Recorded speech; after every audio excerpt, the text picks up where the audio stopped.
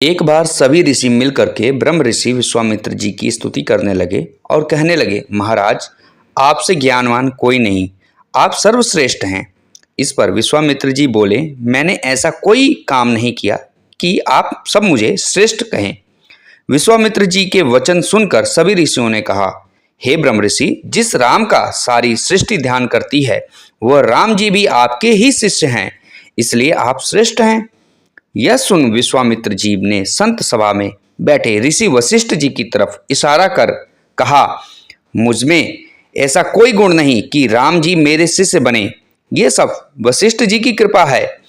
यदि वशिष्ठ जी उन्हें मेरे पास न भेजते तो वह मुझे गुरु कभी स्वीकार न करते, इसलिए वह ही सर्वश्रेष्ठ हैं।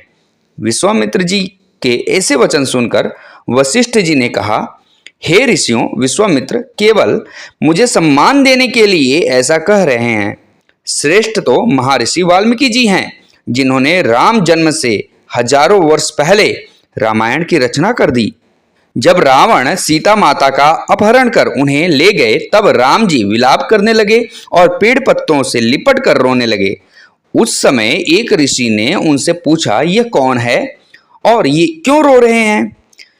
इस पर लक्ष्मण जी ने जवाब दिया, यह विष्णु जी के अवतार हैं, दशरथ जी के पुत्र रामचंद्र जी हैं। इनकी पत्नी को रावण उठाकर ले गए हैं, इसलिए ये रो रहे हैं।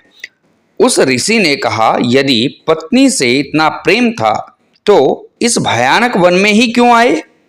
यह सुन लक्ष्मण जी ने कहा, राक्षसों का संहार करने के लिए इन्होंने अवतार लिया है।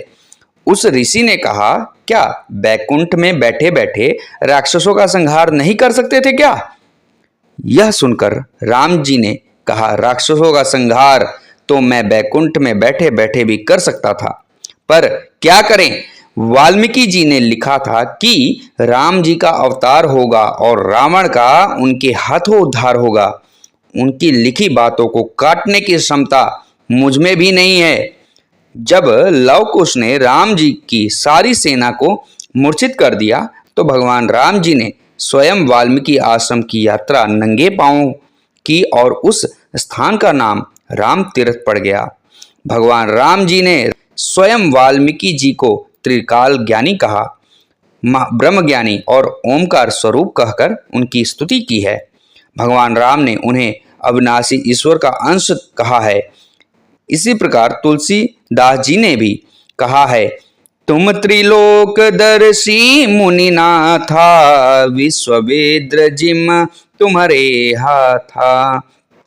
अर्थात हे वाल्मीकि जी, आप तीनों कालों का ज्ञान रखते हैं और यह सारी सृष्टि आपके हाथ में एक बेर के समान है।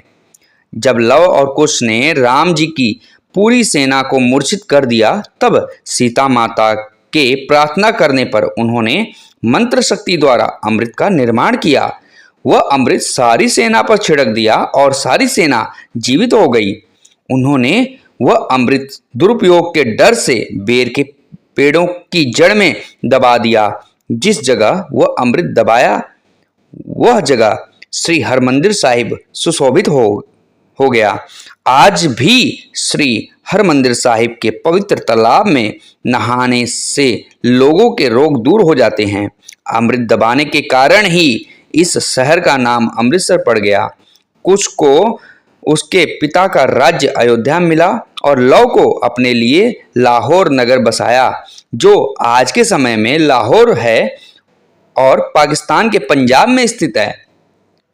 तो दोस्तों, वाल्मीकि जी की ये कहानी आपको कैसी लगी? तो इस वीडियो को ज़्यादा से ज़्यादा लाइक करें, कमेंट करें और अधिक से अधिक लोगों तक शेयर करें। हम फिर मिलेंगे अगली वीडियो में, तब तक के लिए धन्यवाद। जय श्री राम।